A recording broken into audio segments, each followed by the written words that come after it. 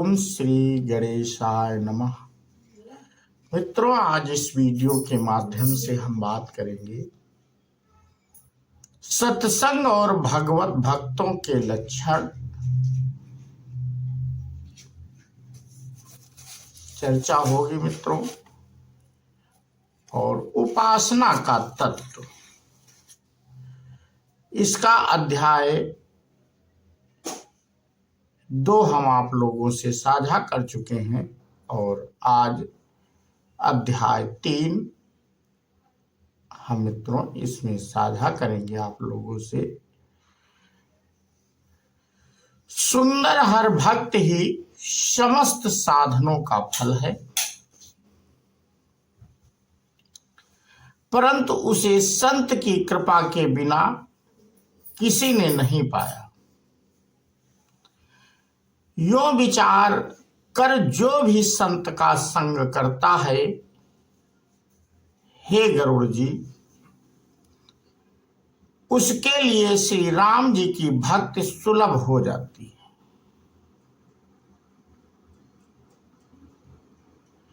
ये काकभूषुंड जी ने गरुड़ जी से कहा।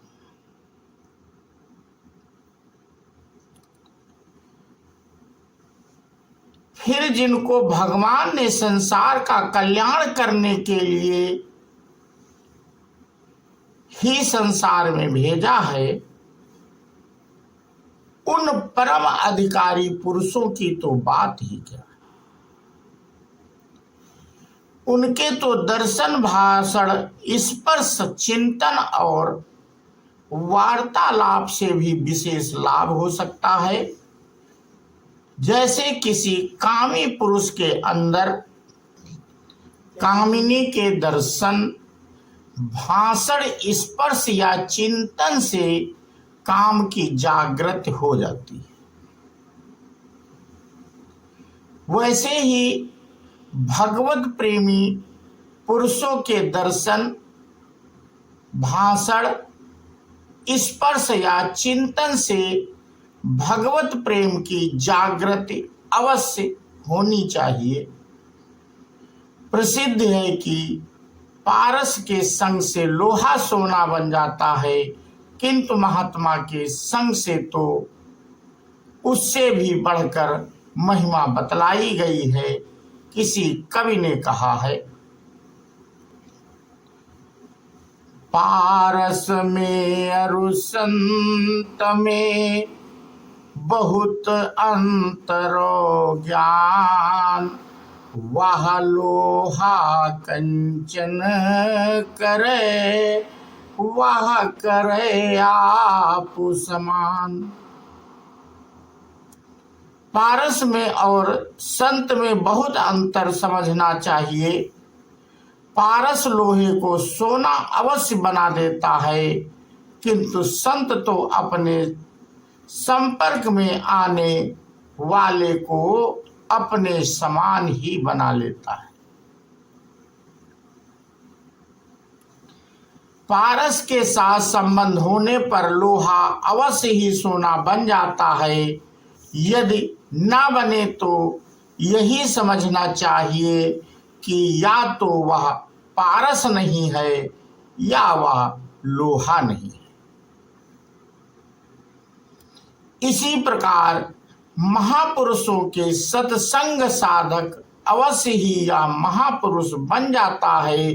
यदि नहीं बनता तो यही समझना चाहिए कि या तो वह महापुरुष नहीं है अथवा साधक में श्रद्धा, विश्वास और प्रेम की कमी है। उन भगवत भक्त अधिकारी पुरुषों की तो जहां भी दृष्टि पड़ती है, वे जिनका मन से स्मरण कर लेते हैं या जिनका स्पर्श कर लेते हैं, उन व्यक्तियों और पदार्थों में भगवत प्रेम के परमाणु प्रवेश कर जाते हैं। किसी जिज्ञासु के मरने के पूर्व यदि वे वहां पहुंच जाते हैं तो कथा कीर्तन सुनाकर उसका कल्याण कर देते हैं। श्री नारद पुराण में तो यहाँ तक कहा गया है, महापातक युक्ता वा चोपपात कहे, परम पदम प्रमाणत्येव महांगिर्वलोकितः,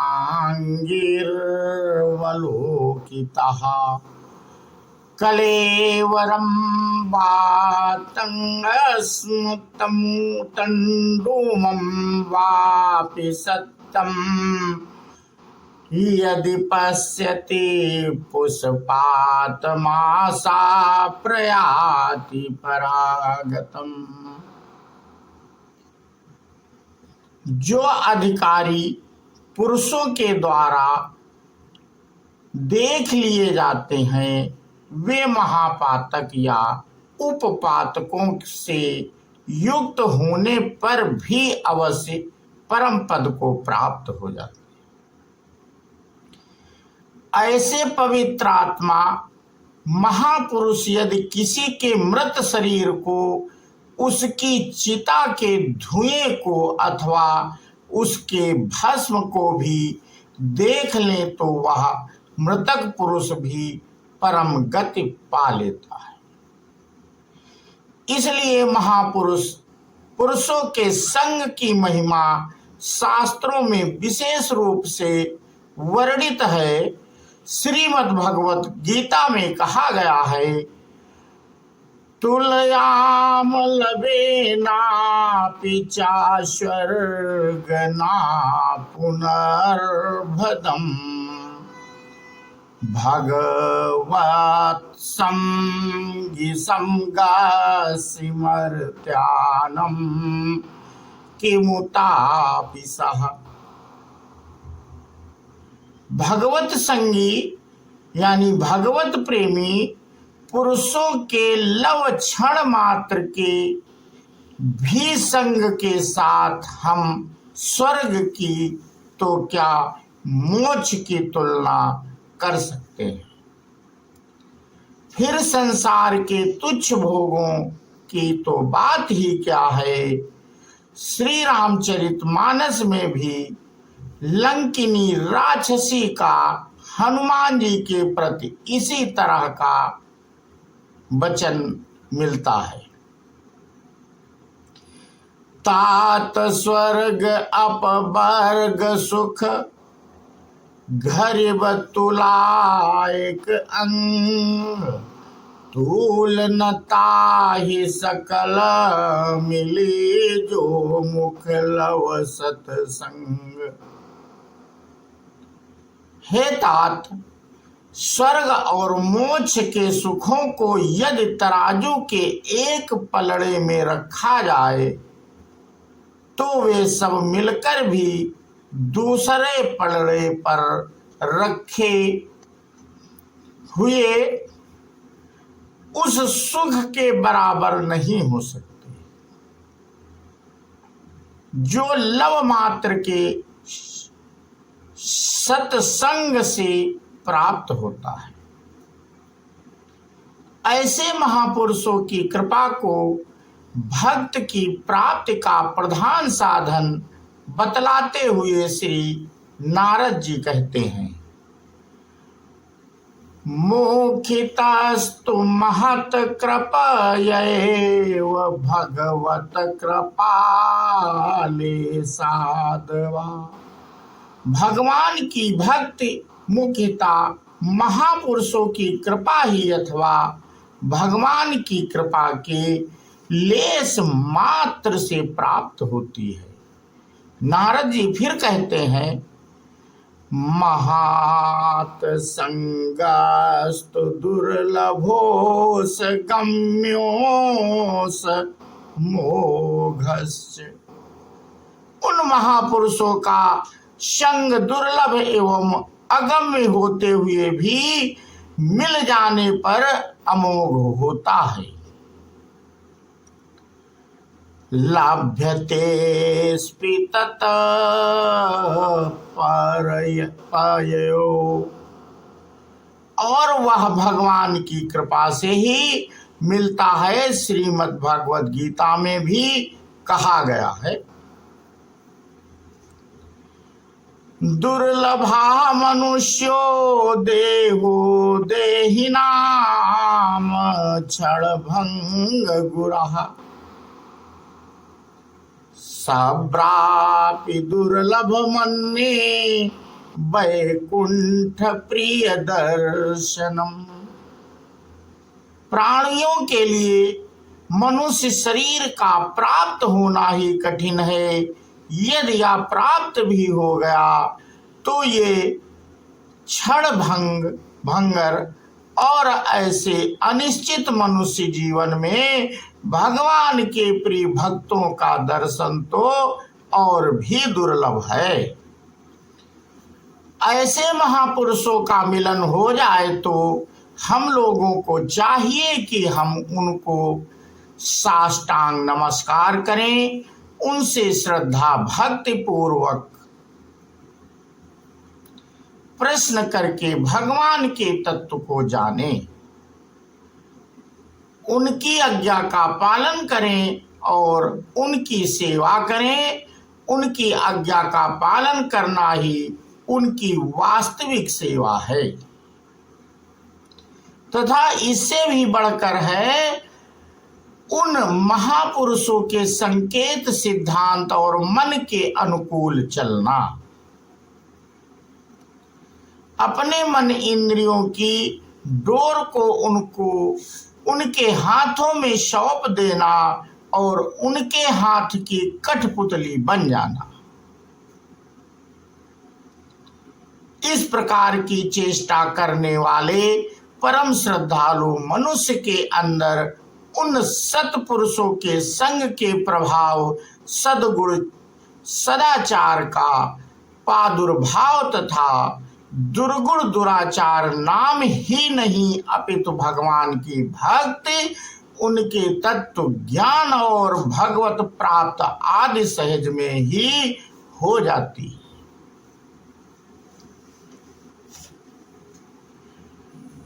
शास्त्रों में सत्संग के प्रभाव के अनेक उदाहरण मिलते हैं। हम लोगों को उन पर ध्यान देना चाहिए। भगवान के प्रेम और मिलन स्वरूप सत्संग की श्रेष्ठ उदाहरण हैं सुतीक्ष्ण और सबरी। इनकी कथा तुलसी कृत रामचरित मानस के अरण्याय कांड में देखने को मिलती है तथा भगवत प्राप्त भक्तों के सत्संग से भगवान के तत्व का ज्ञान और उनकी प्राप्त होने के तो बहुत उदाहरण हैं। श्री नारद जी के संग और उपदेश से ध्रुव को भगवान के दर्शन हो गए और उनके अभीष्ट की भी सिद्धि हो गई। श्री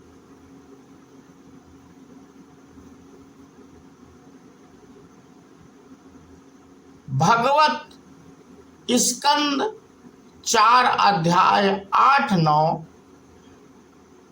श्री काकभूषुंड जी के सत्संग से गरुड़ जी का मोह ही नहीं, उन्हें भगवान अनन्य प्रेम भी प्राप्त हो गया। श्री रामचरित मानस उत्तरकांड तथा श्री गौरांग महाप्रभु के संग और उपदेश से श्रीवास, रघुनाथ भट्ट और हरिदास आदि का उद्धार हो गया। इसी प्रकार जीवन मुक्त तत्वज्ञानी महात्मा पुरुषों के संग से भी परमात्मा का ज्ञान और उनकी प्राप्ति होने की बहुत उदाहरण मिलते हैं।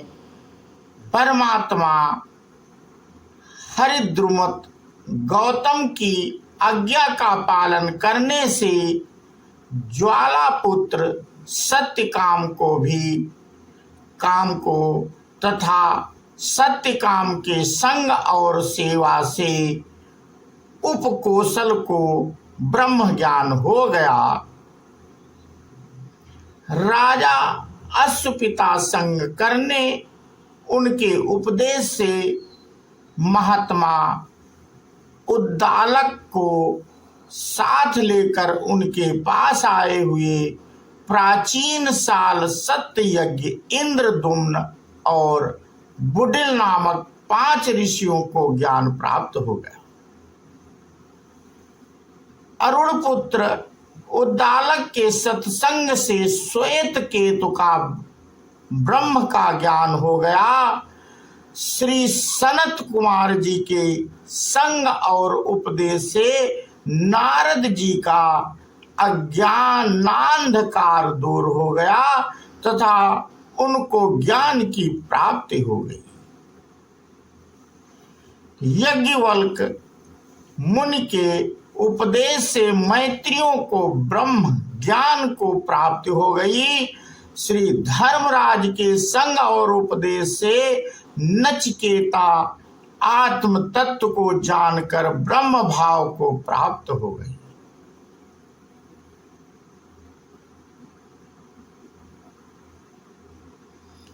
महात्मा जड़ भरत के संग और उपदेश से राजा रहुगढ़ को परमात्मा का ज्ञान हो गया।